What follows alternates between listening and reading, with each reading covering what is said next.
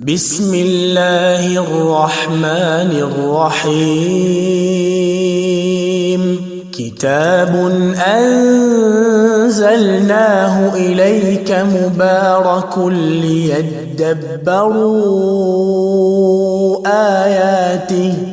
ليدبروا آياته وليتذكر أولو الألباب.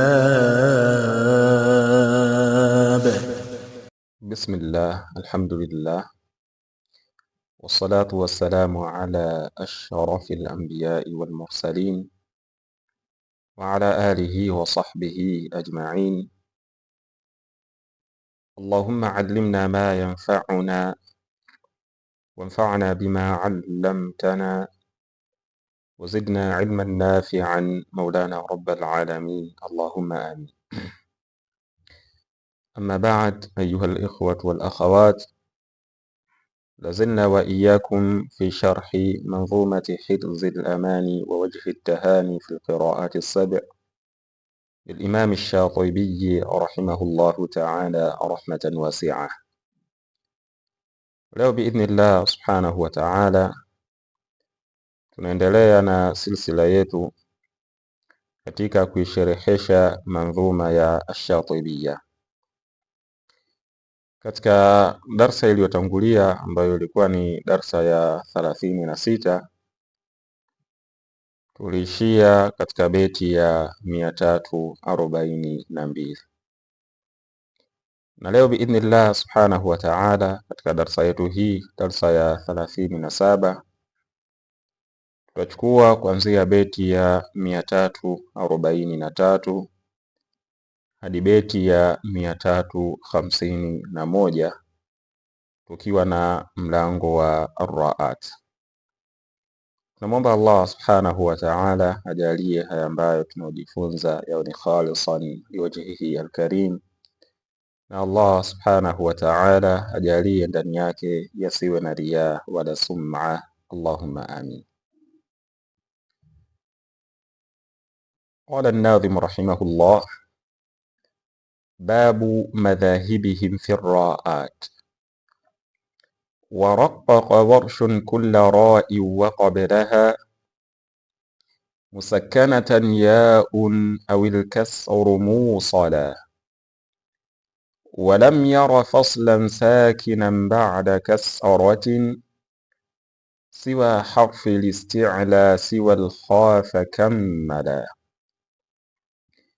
وفخمها في الأعجمي وفي إرم وتكريرها حتى يرى متعدلا وتفخيمه ذكرا وسترا وبابه لدى جلة الأصحاب أعمر أرحلا وفي شرر عنه يرقق كلهم وحيران بالتفخيم بعض تقبلا وفي الراء عن ورش سوى ما ذكرته مذاهب شذت في الأداء توقلا ولا بد من ترقيقها بعد كسرة إذا سكنت يا صاحب السبعة الملا وما حرف الاستعلاء بعد فراؤه لكلهم التفخيم فيها تذللا ويجمعها قذ خص ضغط وخلفهم بفرق جرى بين المشايخ سلسلا. An-Nadhim rahimahullah ameanza kusema katika mlango huu, waraqaqa warshun kulla ra'i wa qablaha musakkanatan ya'un awil kasru musala. المعنى: أخبر الناظم أن ورشا رقق كل راء مفتوحة أو مضمومة. الناظم rahimahullah amekhabarisha ya kwamba Imam Warsh rahimahullah amesoma kwa tadqiq na tayari tumekwisha elezea nini maana ya tarqiq na nini maana ya tafkhim tulipokuwa tukisherehesha kitabu cha Al-Jazariya, na ahkamu nyingi katika mlango huu ni ahkamu ambazo tayari tumekwisha kuziona katika mlango wa raat, vile vile pia tulipokuwa tukisherehesha manzuma ya Al-Jazariya. Kwa hiyo hapa sana sana masala ambayo yatakuwa ni mapya ni tarqiq ya Imam Warsh rahimahullah katika herufi ya ra. An-Nadhim rahimahullah ameanza kwa kusema ya kwamba Imam Warsh rahimahullah amesoma kwa tarqiq katika kila ra ambayo ina fatha na ra ambayo ina dhamma, sawaun waqafa ala alkalimati au wasalaha bima ba'daha, sawa sawa akisimama katika neno, yani neno ambalo lina ra. Tamam, akisimama katika hilo neno bado Imam Warsh atasoma kwa tarqiq katika ra, au sawasawa akiliunganisha neno hilo na maneno ambayo yapo baada yake. Lakini anasoma Imam Warsh kwa tarqiq katika ra yenye fatha au ra yenye dhamma kwa sharti idha kana qablaha yaun sakinatun musalatun birra'i fi kalimatin wahida. Afwan, imeandikwa sakinatan musalatan, ni khata katika uandishi. Anafanya hivyo Imam Warsh rahimahullah ikiwa kabla yake, yani kabla ya herufi ya ar-ra kuna ya ambayo ina sakna, na ya hiyo ikiwa imeunganishwa na herufi ya ar-ra katika neno moja. Tamam. Mfano, fihinna khayrat, ra ina fatha, nyuma yake kuna ya ambayo ina sakna, na vitu hivi viwili vimeunganika katika neno moja. Anasoma kwa tarqiq khayrat hakadha. Walillahi mirath, anasoma mirath. Falmughirat, anasoma falmughirat. Dhalika khayr, na taban wakati wa kusimama maquraa wote wanasoma hivyo kwa tarqiq khayr. Tamam.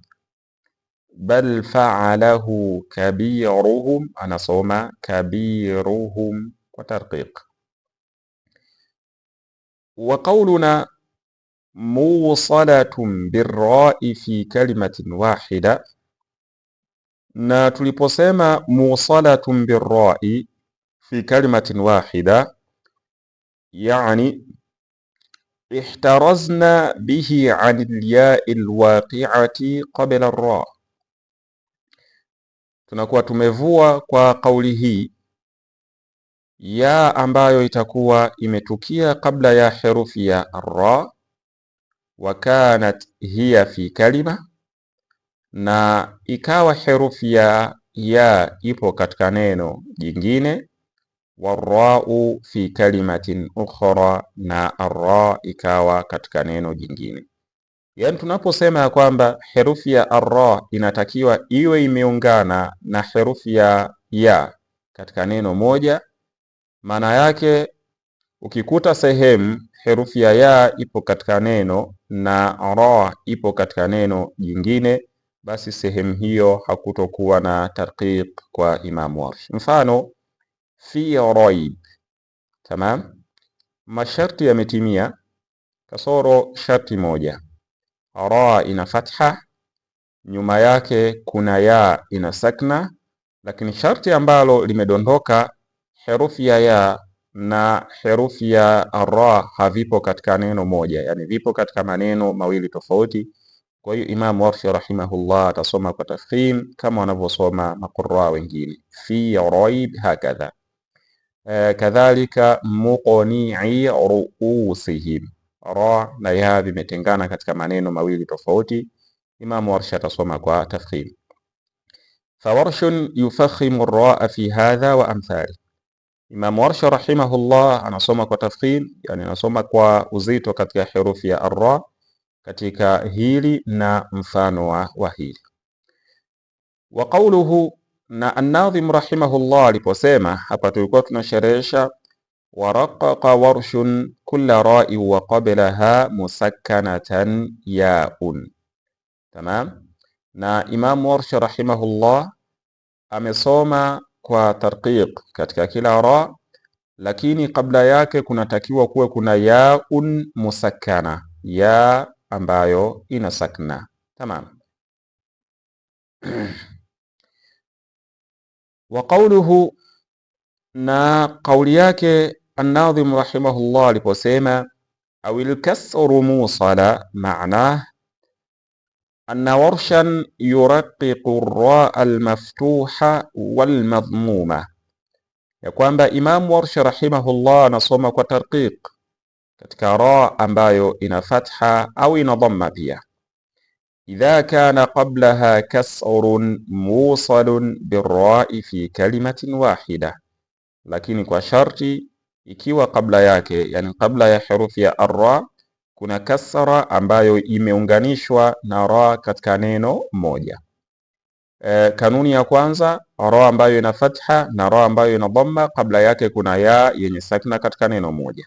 Qaida ya pili, ra ambayo ina fatha au ra ambayo ina dhamma na kabla yake kuna kasra, na kasra hiyo iwe imeungana na herufi ya arra katika neno moja. Wayuabbiru an hadha ba'dhu almusannifina biqawlihim, na baadhi ya watunzi wanalielezea hili, yani qaida hii wanaielezea kwa kauli yao, idha kana qabla ar-ra'i kasratun lazima, wanasema ya kwamba kukiwa kabla ya herufi ya arra kuna kasra ambayo ni lazima, yani kasra ambayo imelazimikiana na neno hilo. Yani ukitoa herufi ambayo ina kasra, basi neno linabaki likiwa halina maana. Tamam. Ai la tanfasiru anil kalima, ikiwa ina maana ya kwamba kasra hiyo haiwezi ikatengana na neno hilo, kwa sababu herufi yake inakuwa ni herufi miongoni mwa herufi za asili ya neno. Mfano dhira'i. Tamam. Herufi ya arra, ra ina fatha, nyuma yake kuna kasra, na kasra imeungana na ra katika neno moja, yani vyote viwili vimepatikana katika neno moja. Imam Warsh rahimahullah anasoma kwa tarqiq, hivyo atasoma dhira'i. Tamam. Falmudabbirat atasoma falmudabbirat. Tamam. Kadha qiradatan khasi'in illa mira'an dhahira. Tamam. Mira'an tarqiq, pia dhahira tarqiq. Yubashiruhum liyundhira man kana hayya. Tamam. Watuwaqiruh, sehemu zote kwa tarqiq. Wahtaraza biqawlihi musala anil kasri almunfasili anir ra'i fi kalimatin ukhra, na an-Nadhim rahimahullah ameepusha kwa kusema kwake musala, ameepusha au amevua kasra ambayo itakuwa imetengana na herufi ya arra katika neno jingine. Yani mathalan ukikuta ra ina fatha au ra ina dhamma, lakini nyuma yake kuna kasra, kasra hiyo ikawa haipo katika neno moja na herufi ya arra, yani kasra ikawa katika neno jingine na arra ikawa katika neno jingine, hukumu ya tarqiq kwa Imam Warsh rahimahullah itakuwa imeondoka. Mfano ala al-kuffari ru. Tamam. Ala al-kuffari ruhamau bainahum, herufi ya arra ina dhamma, nyuma yake kuna kasra, lakini kasra hii ipo katika neno jingine. Hivyo Imam Warsh rahimahullah katika ra hii ya pili, ra ambayo ina dhamma, ataisoma kwa tafkhim. Kadhalika birashid. Tamam. Birashid Ra ina fatha, nyuma yake kuna kasra, lakini hivi viwili vipo katika maneno mawili tofauti, kwa sababu herufi ya ba ambayo ni herufi ya jar inahesabika ni neno na Rashid ni neno jingine, hata kama vimeungana rasman katika uandishi lakini kiasili vitu hivi viwili vimetengana katika hukum. Kadhalika liruqiyik, tamam.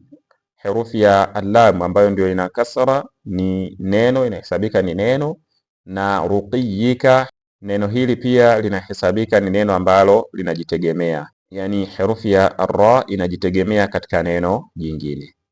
Tamam. Fala tarqiqa fi hadha wa amthalihi liwarsh, hakuna tarqiq katika hili na mfano wake kwa Imam Warsh rahimahullah. Kwa hiyo aliposema an-Nadhim rahimahullah waraqaqa warshun kulla ra'i wa qablaha musakkanatan ya'un, Imam Warsh rahimahullah amesoma kwa tarqiq katika kila ra na kabla yake kuwe kuna ya ambayo ina sakna, au al-kasru musala, au kuwe kuna kasra ambayo imeunganika katika neno moja, yani ya iwe imeunganika na herufi ya ra katika neno moja na kasra pia iwe imeunganika na ra katika neno moja. Hapa an-Nadhim rahimahullah ametupa kanuni mbili za Imam Warsh rahimahullah katika kufanya tarqiq katika herufi ya ra. Tamam. Shakasema an-Nadhim rahimahullah walam yara faslan sakinan ba'da kasratin siwa harfi al-isti'la siwa al-kha kammala. المعنى أنه إذا وقع بين الكسر اللازم الموصل وبين الراء حرف ساكن, ya kwamba kukitukia baina ya kasra ambayo ni ya lazima, yani iliyolazimikiana na neno, tamam, almusali ambayo imeunganika na neno, yani neno ambalo lina herufi ya ra, wa baina ar-ra'i, na baina ya ar-ra harfun sakinun, kukitukia herufi ambayo ina sakna, yani limekuja neno ikaja herufi ya ar-ra ambayo ina fatha au herufi ya ar-ra ambayo ina kasra, lakini baina ya hivi vitu viwili, yani baina ya kasra, tamam, na baina ya herufi ya ar-ra, baina yake kukawa kuna herufi ambayo ina sakna, yani tuseme ya kwamba imeanza herufi ambayo ina sakna katika neno moja, imeanza herufi ambayo ina sakna, kisha baada yake imeanza herufi ambayo ina kasra, tamam, kisha baada yake kukaja herufi ambayo ina sakna, kisha baada yake kukaja herufi ya ra ambayo ina dhamma au ina fatha, tamam. Fa inna warshan la ya'taddu bihadha as-sakini wa la ya'tabiruhu fasilan wa hajizan yamna'u tarqiq ar-ra. Kwa hakika Imam Warsh rahimahullah haihesabu sakna hii, tamam, na wala haizingatii ya kwamba ni kizuizi ambacho kinazuia kufanya tarqiq katika ar-ra, sawaun kanat ar-ra'u mutawassita, sawasawa herufi ya ar-ra iwe katikati ya neno, am mutatarrifa, au sawasawa herufi ya ar-ra iwe mwisho wa neno. Mfano wizrak, kanuni iliyotangulia Imam Warsh alikuwa anafanya tarqiq katika ra ambayo ina fatha au ina dhamma, nyuma kukiwa kuna kasra, tamam, ile qaida ya pili, mafhumu. Lakini hapo ukiangalia neno wizrak imekuja herufi ya ar-ra ina fatha, lakini nyuma kuna sakna, kisha nyuma ya sakna kukaja herufi ambayo ina kasra, na vitu vyote hivi vipo katika neno moja, yani sio katika maneno mawili tofauti. Imam Warsh rahimahullah, sakna hii haihesabu ya kwamba ni kizuizi ambacho kitatuzuia sisi kuisoma ar-ra kwa tarqiq. Kwa hiyo yani anahesabu ni kama vile kabla ya herufi ya ar-ra kuna herufi ambayo ina kasra, tamam. Kwa hiyo Imam Warsh rahimahullah pia atasoma kwa tarqiq katika mfano huu na mifano mingine, hivyo atasoma wizrak, tamam, dhikrak, tamam. المحراب والإكرام ليس البر أفنضرب عنكم الذكر. تمام. فيه ذكركم سحر مبين. هكذا. وإن كان الكسر في كلمة، na ikiwa kasara katika neno, warau fi kalimatin ukhra, na herufi ya arra ikawa katika neno jingine, imtanaa tarqiqu ra, sehemu hiyo kutakuwa kumekataa herufi ya arra kufanyiwa tarqiq. Tamam. Mfano, ma kana abuki mraa sawu,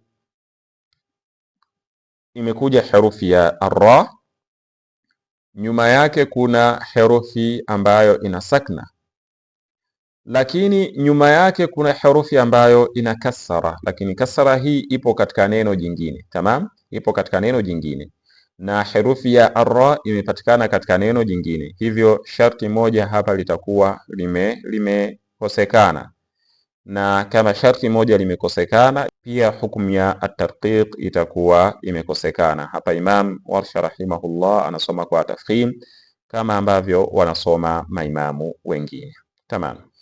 Walam yara faslan sakinan ba'da kasratin, akasema an-Nadhim rahimahullah, na Imam Warsha rahimahullah hajahesabu, yani hajaona kitenganishi cha sakna ambacho kimekuja baada ya kasara, yani hajahesabu ya kwamba kitenganishi cha sakna ni kizuizi ambacho kitaizuia herufi ya arra kufanyiwa tarqiq. Mafhumu? Kisha akasema siwa harfi listi'la siwa al-kha fakammala, ay thumma istathna min al-harfi as-sakini alladhi la yu'addu mani'an min tarqiq ar-ra'i harfa al-isti'la. Kisha an-Nadhim rahimahullah akavua kutoka katika herufi ambayo ina sakna isiyohesabika ni kizuizi ambacho kinaizuia herufi ya arra kufanyiwa tarqiq, yani kufanyiwa wepesi, akavua herufi ya isti'la, fa'tadda bihi wa'tabarahu mani'an min tarqiq ar-ra, akawa ameihesabu na akaizingatia ya kwamba ni kizuizi ambacho kinaizuia herufi ya arra kufanyiwa tarqiq. Yani hii herufi ya sakna ambayo tulikuwa tukizungumzia, ambayo Imam Warsha rahimahullah hajaihesabu kuwa ni kizuizi, haitakiwi kuwa ni herufi ya isti'la. Tamam. Ikiwa ni herufi ya isti'la, yani imekuja herufi ya ra ina fatha au ina dhamma, kisha nyuma yake kuna herufi yenye sakna, na herufi yenye sakna hii ikawa ni herufi ya isti'la, Imam Warsha rahimahullah anaizingatia ya kwamba ni kizuizi ambacho kitaizuia herufi ya arra kusomwa kwa wepesi. Walam yaqa fi alqur'ani baina alkasri warra'i min hurufi alisti'la illa as-sadu wat-ta'u wal-qaf, na hakujatukia katika Qur'ani baina ya herufi ambayo ina kasra na baina ya herufi ya arra. Katika herufi za isti'la hakujatukia isipokuwa herufi tatu tu, herufi ya as-sad na at-ta na herufi ya qaf. Mfano, ihbitu misra. Tamam, imekuja herufi ya arra ina fatha, nyuma yake kuna sakna, nyuma yake kuna kasra katika neno moja. Tamam, lakini sehemu hii herufi ambayo ina sakna ni herufi ya isti'la, hivyo Imam Warsha rahimahullah hatosoma kwa tarqiq katika herufi ya arra kwa sababu ya herufi ya isti'la, atasoma kwa tafkhim kama wanavyosoma maqurra wengine. Misra, hakadha katika neno isra herufi ya isti'la, hakadha israhum, pia qitra. Tamam. Fitratallah falhamilati wiqra. Tamam. Kwa hiyo herufi ya isti'la inahesabika ya kwamba ni hajiz, herufi ya isti'la inahesabika ya kwamba ni kizuizi ambacho kinaizuia herufi ya ra kufanyiwa tarqiq. Lakini akasema siwa al-kha fakammala, yani siwa harfi al-isti'la, isipokuwa herufi ya isti'la, kisha akavua katika herufi ya isti'la akasema siwa al-kha fakammala. Tamam. Ay thumma istathna al-khaa min hurufi al-isti'la, kisha Nadhim rahimahullah akaivua herufi ya kha kutoka katika herufi za isti'la.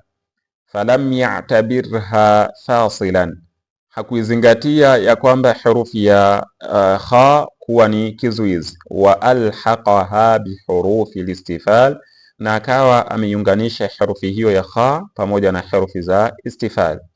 Yani ikiwa herufi ya sakna hiyo ni herufi ya kha, basi pia herufi ya kha haitohesabika ya kwamba ni kizuizi kitakachoizuia herufi ya arra kusomwa kwa wepesi. Tamam. Mfano ikhrajuhum, Imam Warshi hahesabu ya kwamba herufi ya kha hapa ni kizuizi, pamoja kwamba ni herufi ya isti'la, yani imevuliwa kutoka katika herufi za isti'la. Kwa hiyo tutasoma ikhrajuhum, ghayra ikhraj atasoma ghayra ikhraj.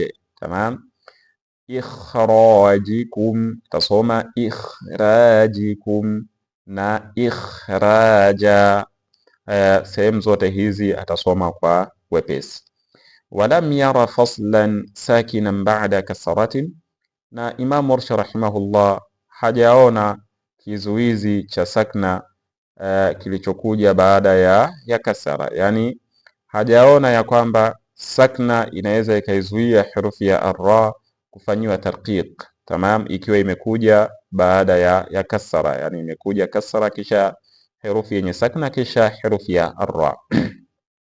Siwa harfi al-isti'la, isipokuwa herufi ya isti'la. Herufi ya isti'la itahesabika ya kwamba ni kizuizi, lakini pia siwa al-kha, herufi hiyo ya isti'la isiwe pia kha, fakammala. Tamam, siwa al-kha fakammala. Mafhumu?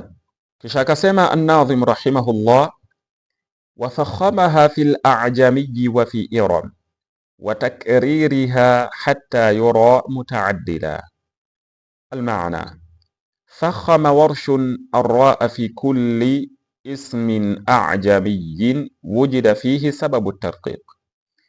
Imam Warsh rahimahullah amesoma kwa tafkhim katika raa ambayo inapatikana katika kila jina la Kiajemi, yani jina ambalo asili yake si asili ya Kiarabu, na jina hilo kukawa kumepatikana katika sehemu hiyo sababu ya kufanya wepesi, yani kutokamana na masharti yale ambayo tumeyaona, yani kanuni ambazo tumeziona hapo nyuma.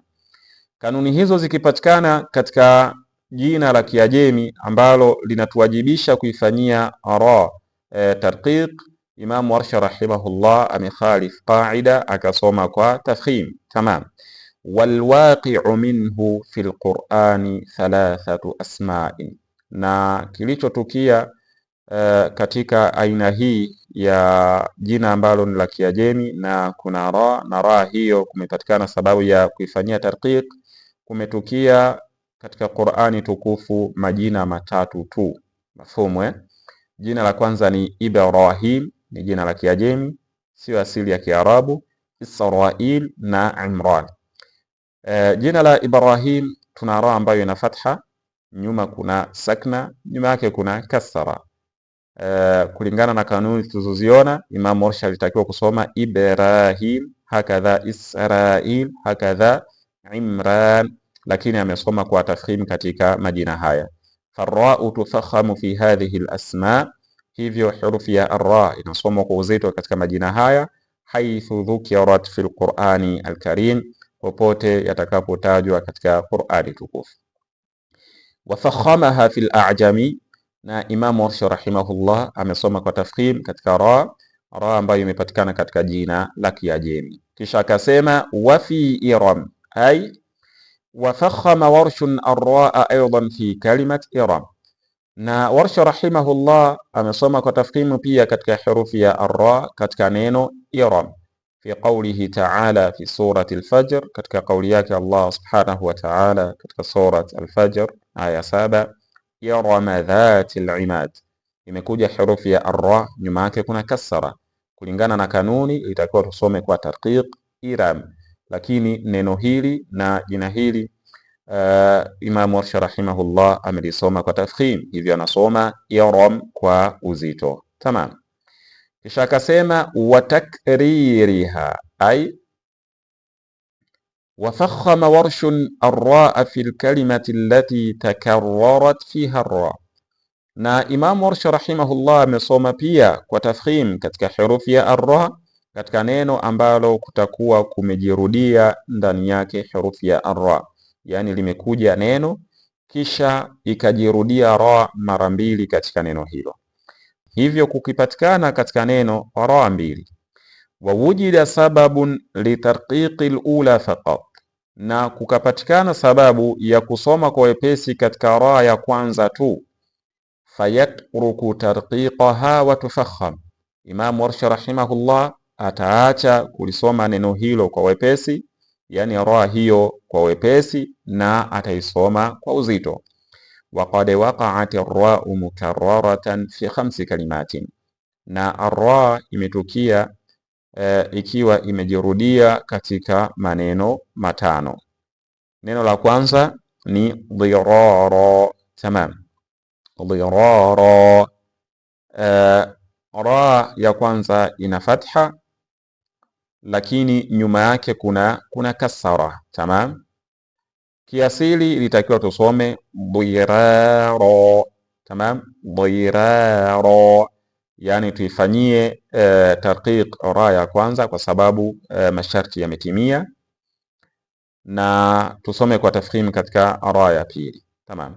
Lakini Imam Warsh rahimahullah katika sehemu kama hii ra imejirudia, yani imejirudia mara mbili, anasoma katika ra ya kwanza kwa tafkhim, lakini pia na ra ya pili nabaki katika asili yake ya tafkhim, hivyo atasoma dhirara, hakadha firara, tamam, alfirar, israra, tamam, midrara, hakadha.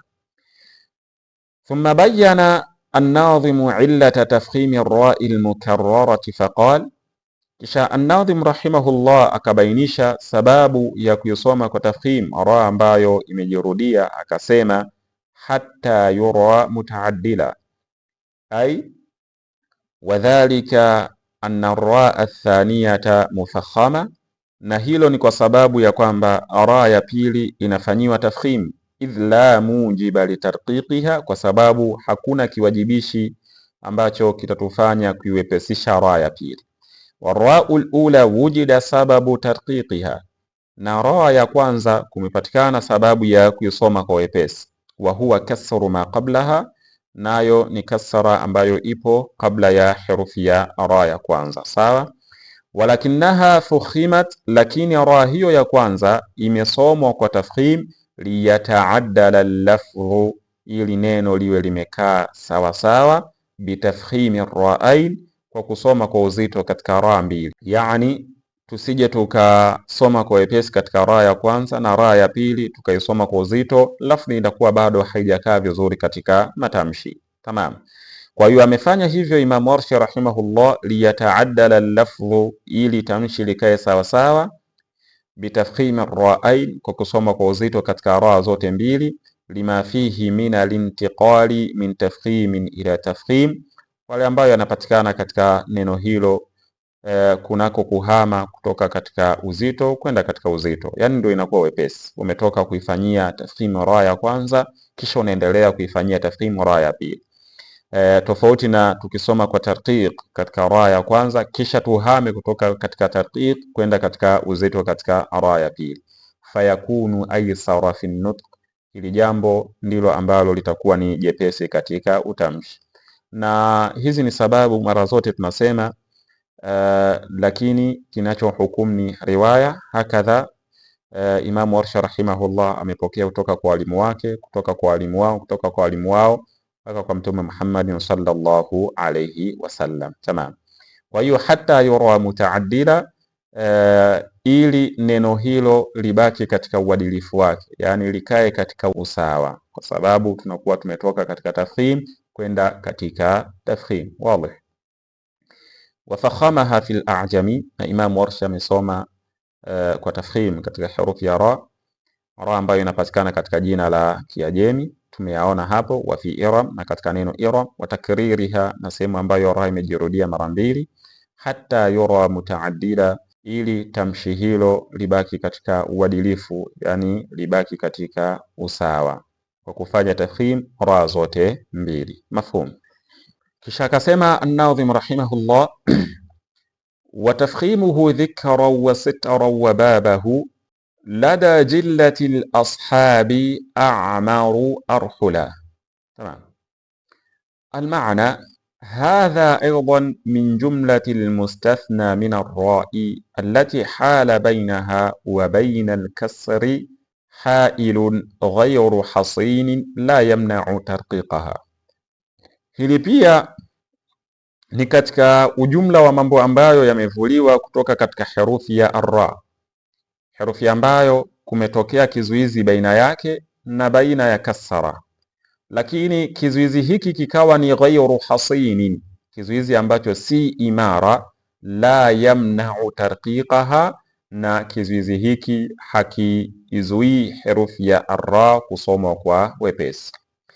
Waqad ikhtalafa arruwatu an warshin fi 6 kalimatin makhsusa, na wametofautiana maruwat wapokezi kutoka kwa Imam Warsh rahimahullah katika maneno 6 maalum, nayo ni dhikra, sitra, imra, wizra, hijra na sihra. Tamam. Farawa anhu jumhuru ahli al-adai at-tafkhima fihin, wakawa wamepokea jumhur ya ahli al-ada kwa tafkhim katika maneno hayo, yani maneno yote wanasoma herufi ya arra kwa tafkhim. Warawa anhu al-ba'd at-tarqiqa fihin, na baadhi yao yani miongoni mwa ahli al-ada wakawa wamepokea kwa tarqiq katika maneno hayo. Walwajhani sahihani anhu, na mitazamo yote miwili ni sahihi kutoka kwa Imam Warsh rahimahullah. Wal awwalu muqaddamun fil ada, na mtazamo wa kwanza ndiyo muqaddam fil ada. Yani Nadhim rahimahullah amesema wa tafkhimuhu dhikra wa sitra wa babahu lada jillati al-ashabi, na kusoma kwa tafkhim katika dhikra na sitra na mlango wake, yani maneno yote ambayo yapo katika mfano wa dhikra na sitra, na tumesema ni maneno 6. Tamam. Dhikra, sitra, imra, wizra, hijra na sihra. Anasema lada jillati al-ashabi, kwa ahlu al-ada wengi, jambo hili ndilo ambalo ni a'maru arhula, ay wa ashara an-nadhimu biqawlihi a'maru arhula. Na an-Nadhim rahimahullah ameashiria kwa kauli yake aliposema a'maru arhula ila rujhani at-tafkhim, ila rujhani at-tafkhim fi al-kalimat al-madhkura. Uashirio huo unafahamisha ya kwamba tafkhim ndiyo mtazamo ambao una nguvu zaidi fi al-kalimat al-madhkura, katika maneno ambayo tumeyataja hapo nyuma. Lianna imarata ar-rahli wa huwa al-manzil, kwa sababu kuimarisha nyumba, ar-rahli ambayo ni nyumba, kuimarisha nyumba yani kuifanya nyumba kuwa ni imara, tuzanu bil inayati bihi, jambo hilo linapimwa kwa kuitilia muhimu, yani nyumba ukiitilia umuhimu ukaona isafisha, hili ndiyo kipimo ya kwamba nyumba hiyo umeimarisha, yani ukiwa unaijali nyumba hiyo. Tamam. Kwa hiyo a'maru arhula, jambo hili ndiyo a'mar. Tamam. Yani ndio jambo ambalo lina nguvu zaidi. Tamam. Hapa ameashiria ya kwamba mtazamo ambao ni muqaddam fil ada katika maneno haya ni mtazamo wa tafkhim katika maneno haya. Mafhum. Lakini inafaa pia kusoma kwa tarqiq, yani tukasoma dhikra au dhikra, sitra au sitra, imra au imra, wa hakadha katika maneno mengine. Kisha akasema an-Nadhim rahimahullah wa fi shararin anhu yuraqiqu kulluhum. Tamam. Ay bayyana an-Nadhim anna jami'a ar-ruwati 'an warshin yuraqiquna ar-ra al-ula al-maftuha. An-Nadhim rahimahullah amebainisha katika sehemu hii ya kwamba wapokezi wote kutoka kwa Imam Warsh rahimahullah wanasoma kwa tarqiq katika ra ya kwanza ambayo ina fatha katika neno bisharar. Tamam. Wa fi shararin anhu yuraqiqu kulluhum. na neno hili linapatikana katika kauli ya Allah subhanahu wa ta'ala, innaha tarmi bishararin kalqas, katika surat Al-Mursalat, waslan wa waqfan, wakati wa kuunganisha na wakati wa kusimama. Wa hadha mukhalifun lil asli almutaqaddim, na hili linapingana pia na asili ambayo imetangulia, yani hili linapingana na qaida, ile kanuni ambayo tumeiona hapo nyuma. Neno bisharar, tamam, bisharar, ra ina fatha, tamam, ra ina fatha, nyuma yake hakuna ya yenye sakna wala hakuna kasra nyuma yake, tamam. Kwa hiyo asili neno hili Imam Warsh rahimahullah alitakiwa alisome kwa tafkhim, yani ra ya kwanza alitakiwa aisome kwa tafkhim, tamam, lakini amesoma kwa tarqiq. Hivyo tukasema wa hadha mukhalifun lil asli almutaqaddim, na jambo hili linaenda tofauti na kanuni ambayo imetangulia. Wa huwa anna sababa tarqiq, na kaida iliyotangulia ilikuwa ya kwamba sababu ya kusoma kwa wepesi huwa wujudu kasrin qabla ra, ni kupatikana kwa kasra kabla ya ra. Wa amma huna, amma sehemu hii, fasababuhu wujudu kasrin ba'daha, sababu ya kufanyiwa tarqiq neno hili ni kupatikana kwa kasra ambayo ipo baada yake.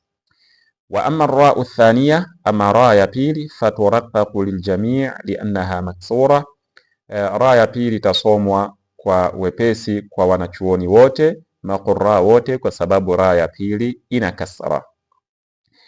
Wa idha waqafa ghayru warshin ala bisharar, na akisimama, yani akisimama imam mwingine asiyekuwa imam Warsh, tamam, katika neno bisharar, fakhama ra alula, alasoma kwa tafkhim katika ra ya kwanza, wa lahu fi thaniyati wajhan, na atakuwa katika ra ya pili ana mitazamo miwili, as-sukunu al-mahdhu ma'a at-tafkhim, sukun ya moja kwa moja pamoja na tafkhim katika ra, war-rawm ma'a at-tarqiq, na ar-rawm pamoja na wepesi, na mambo ya sukun al-mahdhu na ar-rawm tayari tumekwisha yasoma. Wa idha waqafa warshun alaiha, na Imam Warsh rahimahullah akisimama katika neno hilo, raqaqa ar-ra'aini ma'an ma'a as-sukuni al-mahdhi aw ar-rawmi fi thaniya, atasoma kwa tarqiq katika ra zote mbili, tamam, pamoja na as-sukun al-mahdh wakati wa kusimama, yani sukun al-mahdh katika ar-ra, atasimama kwa ar-rawm katika ra ya pili. Yani waslan, wakati wa kuunganisha, Imam Warsh rahimahullah anasoma innaha tarmi bishararin kalqasr, tamam, bishararin kalqasr, kwa tarqiq katika ra zote. Wanachuoni wengine bishararin kalqasr, tafkhim katika ra ya kwanza na tarqiq katika ra ya pili, tamam. Na sababu ya kusoma Warsh rahimahullah kwa tarqiq ni kasra ambayo ipo baada ya ra, yani hivyo hivyo pia ra zote mbili zisome kwa wepesi, tamam, ili lafdhi ibaki kuwa katika usawa, mafhum. Wakati wa kusimama wanachuoni wengine watasoma bisharar, tamam, bisharar, tafkhim ra ya kwanza, tafkhim ra ya pili, tukisimama kwa as-sukun, lakini tukisimama kwa ar-rawm inakuwa bisharar, bisharar. Imam Warsh rahimahullah wakati wa kusimama yeye anasimama kwa tarqiq katika hali zote mbili, bisharar, tamam, bisharar iskan pamoja na tarqiq, au bisharar, bisharar kwa ar-rawm lakini pamoja na tarqiq, mafhum. Wa fi shararin anhu yuraqiqu kulluhum, na katika neno sharar kutoka kwa Imam Warsh rahimahullah wanachuoni wote, yani wapokezi wote wanasoma kwa tarqiq. Kisha akasema an-Nadhim rahimahullah, wa hayrana bitafkhimi ba'dun taqabbala, ay thumma bayyana anna ba'd ahli al-ada'i 'an Warshin taqabbala 'an Warshin lafdha hayrana bitafkhimi ra. Kisha akabainisha an-Nadhim rahimahullah ya kwamba baadhi ya ahli al-ada kutoka kwa Imam Warsh rahimahullah wamekubali kutoka kwake ya kwamba tamshi la hayran linatakiwa lisomwe kwa tafkhim, yani akhadhahu wa naqalahu anhum, ya kwamba wamelichukua tamshi la hayran kutoka kwa Imam Warsh, lakini pia wamelinukuu kutoka kwake tamshi la hayran linatakiwa lisomwe kwa tafkhim. Tamam. Wa mafhumu hadha, na mafhumu ya hili amesema wa hayrana bitafkhimi ba'dun. Tamam, ametumia neno ba'd, yani baadhi ya ahli al-ada kutoka kwa Imam Warsh. Kwa hiyo mafhumu ya hili anna al-ba'd al-akhar, ya kwamba baadhi ya wengine rawahu anhu bitarqiq ala al-asl, wamelipokea kutoka kwa Imam Warsh kwa wepesi, na jambo hili ndiyo asili.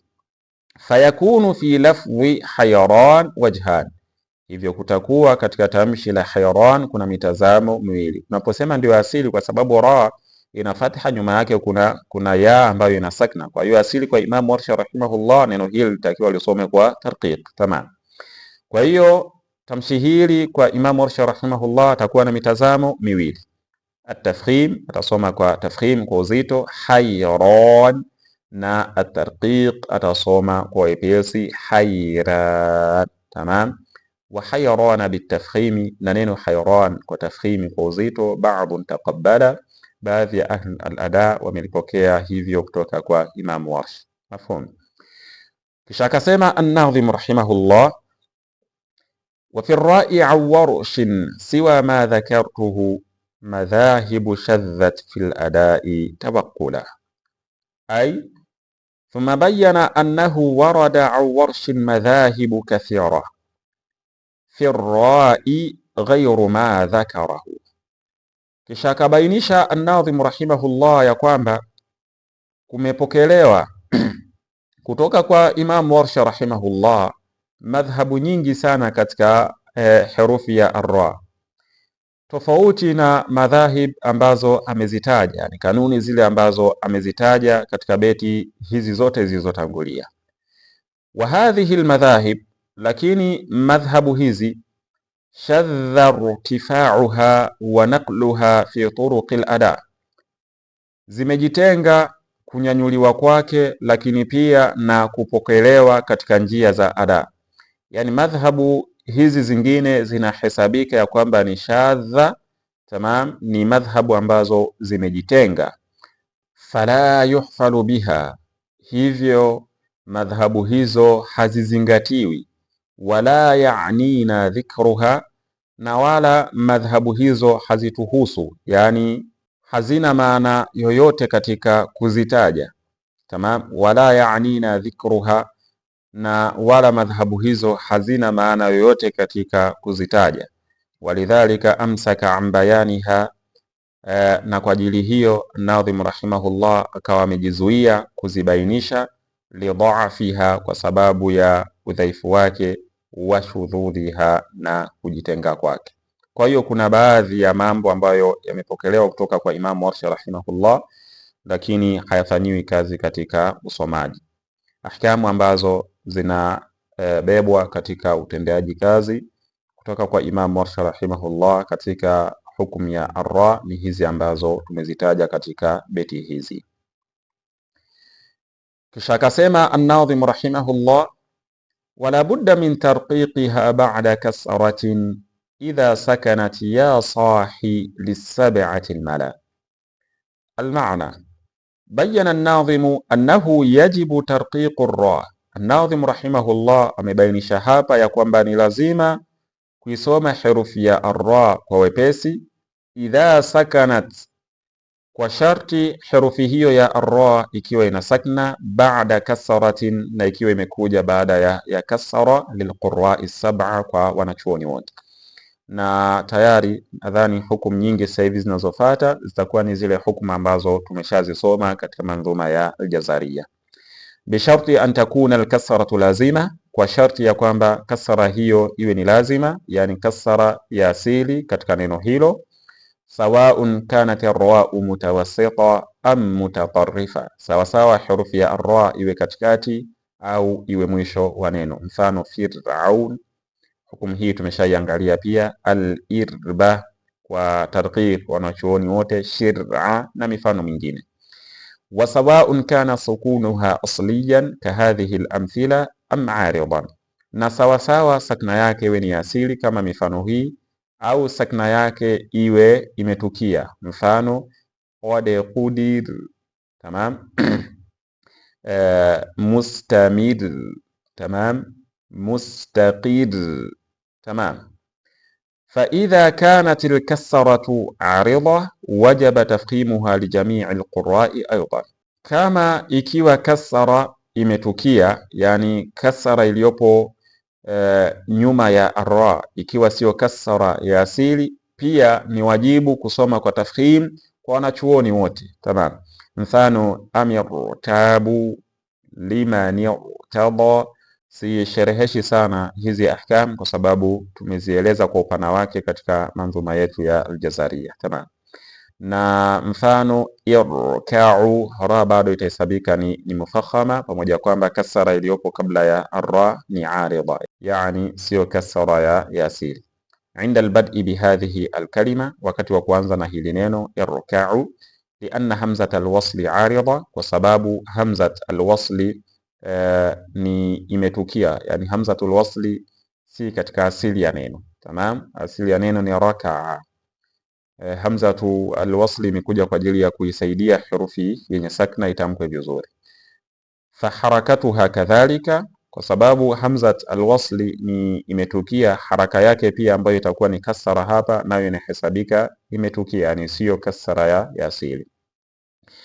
Wa hadha alhukm, na hukumu hii, wa huwa wujubu tarqiqiha idha sakanat ba'da alkasrati allazima, na hukumu hii ambayo ni uwajibu wa kuisoma herufi ya ra kwa wepesi ikiwa ina sakna, ni herufi ya ra ina sakna na imekuja baada ya kasara ya asili, thabitun laha, hukumu hii itakuwa ni yenye kuthibiti katika herufi hiyo ya ra, idha lam yakun ba'daha harfu al-isti'la, lakini kwa sharti kukiwa baada yake hakuna herufi ya isti'la. Fa in kana ba'daha harfu al-isti'la, kukiwa baada yake kuna herufi ya isti'la, fasayudhkaru hukmuha fil baiti al-ati, itatajwa hukumu yake katika beti inayofuata. Na maana ya sahi, ay ya sahibi, ewe rafiki yangu, wal malani al-ashraf wa tukuf, tamam. Ay wala budda min tarqiqiha ba'da kasratin, na ni lazima kusoma ra kwa wepesi ikiwa imekuja baada ya kasra, idha sakanat, kwa sharti herufi ya ra iwe ina sakna. Ya sahi, ewe rafiki yangu, lisab'ati almala, jambo hili ni la lazima kwa wanachuoni wote saba ambao ni watukufu. Kisha akasema an-Nadhim rahimahullah, wama harfu al-isti'la'i ba'du fara'uhu likullihim at-tafkhim fiha tadhallala wa yajma'uha qidh khussa laghti wa khulfuhum bi firqin jara bayna al-mashayikh salsala. Al-ma'na wal-lafdhu alladhi waqa'a harfu al-isti'la'i fihi ba'da ar-ra, na tamshi ambalo litakuwa kumetukia ndani yake herufi ya isti'la, tamam, na herufi hii ya isti'la imekuja baada ya herufi ya ra. Fara'u hadha al-lafdhi tadhallala at-tafkhim fiha likulli al-qurra, ra ya tamshi hili tafkhim itakuwa imejongea ndani yake kwa wepesi, yani hukumu ya tafkhim itakuwa imepatikana katika tamshi hili kwa wepesi, yani hukumu ya tamshi hili itakuwa ni at-tafkhim, yani ra yake inatakiwa isome kwa tafkhim, ndio ufupisho wa maneno. Likulli alqurra, kwa wanachuoni wote. Ai inqada bisuhula, tunaposema tadhallala tafkhim, maana yake tafkhim itakuwa imejongea kwa wepesi, tamam. Fa idha waqa'a ba'da ar-ra'i harfun min ahrufi al-isti'la'i sab'a, hivyo kukitukia baada ya herufi ya ar-ra herufi miongoni mwa herufi zile za isti'la saba, wajaba tafkhimuha likulli al-qurra, itakuwa ni wajib kusoma kwa tafkhim katika herufi ya ar-ra kwa wanachuoni wote, sawaun kanat sakina, sawa sawa herufi ya ra iwe ina sakna. Mfano irsada, imekuja herufi ya ra, nyuma yake kuna kasra. Kulingana na qaida iliyotangulia, ilitakiwa herufi ya ra tuisome kwa wepesi, tamam. Lakini ra hii imesomwa kwa uzito kwa sababu ya kupatikana herufi ya isti'la baada yake, na ni kanuni pia ambazo tayari tumeshaziona. Kadhalika mirsada, baada ya ra kumekuja herufi ya isti'la, la bil mirsad, qirtas, firqa. Sehemu zote hizi tunasoma kwa tafkhim. Am kanat ar-ra'u mutaharrika, au sawasawa herufi ya ra iwe ina haraka, yani imekuja herufi ya ra ina haraka na baada yake kumekuja herufi ya isti'la. Wa in halat al-alif bainaha wa baina harfi al-isti'la, hata kama itazuia alif baina yake, yani baina ya ar-ra wa baina harfi al-isti'la, na baina ya herufi ya isti'la, idhil alif hajizun ghayru hasin. Kwa sababu gani? Kwa sababu alif ni kizuizi ambacho hakina nguvu, tamam. Wa qad waqa'a min hurufi al-isti'la ba'da ar-ra'i al-mutaharrikati fi al-Qur'an al-Karim al-qaf wal-dad wat-ta, na kumetukia miongoni mwa herufi za isti'la baada ya herufi ya ar-ra ambayo ina haraka katika Qur'ani tukufu, herufi tatu: herufi ya qaf na herufi ya ad na herufi ya at-ta. Mfano firaq, tamam, kumekuja ra ina fatha kisha nyuma yake kuna kasra. Qaida kwa Imam Warsh, tamam, kwa Imam Warsh ilitakiwa neno hili tulisome kwa wepesi, fira, tamam. Na wanachuoni wengine walikuwa wanasoma kwa tafkhim katika ra, lakini An-Nadhim rahimahullah amesema hapa ya kwamba ikitukia baada ya ar-ra herufi ya isti'la, hivyo wanachuoni wote wanasoma kwa uzito, akiwemo Imam Warsh rahimahullah, tamam. Kilichosababisha uzito kwa wanachuoni wote ni herufi ya isti'la iliyopo baada ya alif, tamam, herufi ya isti'la iliyopo baada ya alif. Kwa sababu gani? Alif hii ni sakna ambayo inahesabika sio kizuizi imara, kwa hiyo hakito zuia hukum iliyopo katika herufi ya ra ambayo ni hukumu ya uzito. Na kadhalika maneno yaliyobakia al-firaq, al-ishraq, yote kwa tafkhim, i'rada, i'raduhum, sirat, tamam. Fayajibu tafkhimu ar-ra fi hadha li jami' al-qurra, ni wajib kusoma kwa tafkhim katika herufi ya ar-ra katika hili kwa wanachuoni wote, bisharti an yakuna harfu al-isti'la ma'a ar-ra fi kalima, kwa sharti herufi ya isti'la iwe pamoja na herufi ya ra katika neno moja, sio maneno mawili tofauti, kama fil amthilati as-sabiqa, kama ilivyo katika mifano hiyo ambayo imetangulia. Thumma dhakara anna ikhtilafa al-qurra'i fi ra'i firq, kisha akataja An-Nadhim rahimahullah ya kwamba tofauti ya wanachuoni katika neno firq katika surat Ash-Shu'ara, jara baina al-mashayikhi faminhum man fakhamaha nadharan liwuqu'i harfi al-isti'la'i ba'daha. Akasema ikhtilafu hii imetembea baina ya maqurra, faminhum man fakhamaha, miongoni mwao wapo waliosoma herufi ya ra katika neno hili kwa tafkhim, nadharan liwuqu'i harfi al-isti'la'i ba'daha, kwa kutazama na kuzingatia kutokea kwa herufi ya isti'la iliyopo baada yake, yani neno firqa, tamam, firqa wamesoma kwa tafkhim, wanasoma firqa kwa sababu ya herufi ya isti'la iliyokuja baada yake. Wa minhum man raqaqaha nadharan likasri harfi al-isti'la, na wapo baadhi yao, yani baadhi ya maqurra waliosoma kwa tarqiq katika herufi ya ra kwa sababu ya kuzingatia na kutazama kasra iliyopo katika herufi ya isti'la. Yani qafu hapa ni mujibu at-tafkhim, yani herufi ya qaf ambayo ni herufi ya isti'la imewajibisha tafkhim. Lakini shida inakuja kwamba herufi ya isti'la ina kasra, na kasra kama tunavyojua ni mujibu at-tarqiq. Kasra ni kiwajibishi cha wepesi. Tamam. Kwa hivyo vote vimekutana katika sehemu moja. Baada ya arra kumekuja herufi ya isti'la, lakini hiyo herufi ya isti'la ambayo ni mujibu at-tafkhim ina mujibu at-tarqiq ambayo ni haraka ya kasra. Kwa hiyo wanachuoni wakasema baadhi yao ya kwamba neno hili herufi ya arra inasomwa kwa tafkhim, na baadhi yao wakasema kwamba herufi ya arra inasomwa kwa tarqiq. Wal wajhani sahihani likulli alqurra, na mitazamo hii miwili ni mitazamo ambayo ni sahihi kwa wanachuoni wote.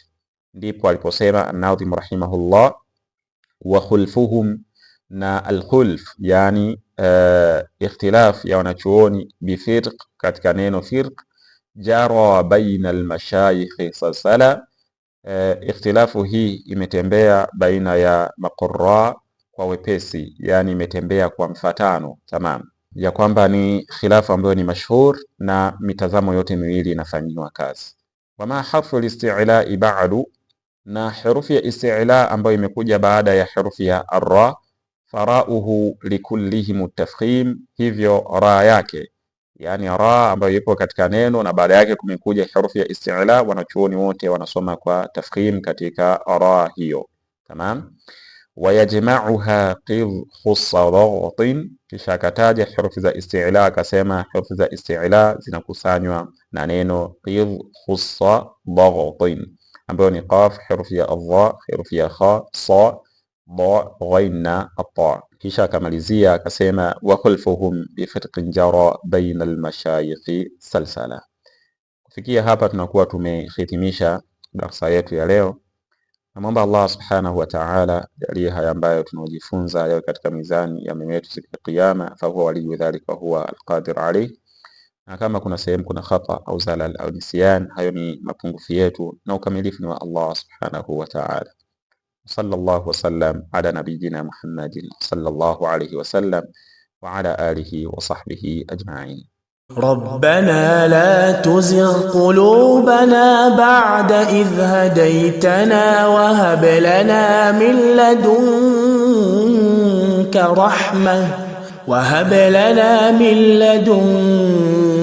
رحمة إنك أنت الوهاب.